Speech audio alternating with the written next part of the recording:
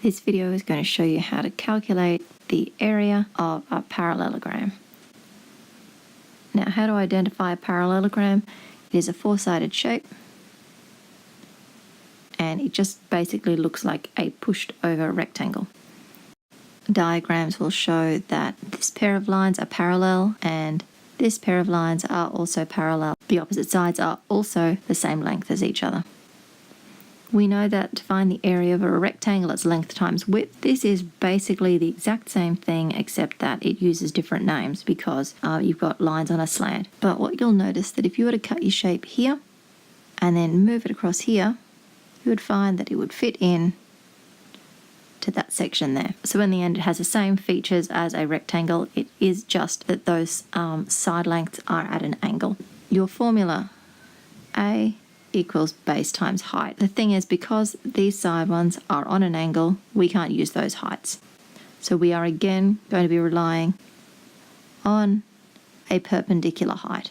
So H again equals perpendicular height. To use an example, I'm going to scroll down. Let's create a quick one that shows that these two sides are parallel and that these two sides are parallel, also that they are equal. So I'm going to go that this one is 10 centimeters and that the perpendicular height is 6 centimeters. So my formula is going to be A equals base times height. And then I know that my base is 10 centimeters and my height is 6 centimeters. So I can easily go 10 times 6 is 60. I know I'm looking at centimeters and I know its area, so my units will be squared. For another example, maybe on a different orientation, as long as it has those indications that you have two sides that are parallel,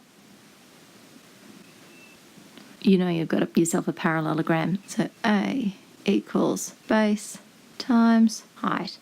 So I'm going to say that my base is 5 centimeters and my height is going to be 11 centimeters. Base is 5 times my height of 11, which gives me 5 times 11 is 55. I know it's centimeters and I know it's squared. So if you feel pretty confident working out the area of a rectangle, I think that you'll find parallelograms just as straightforward.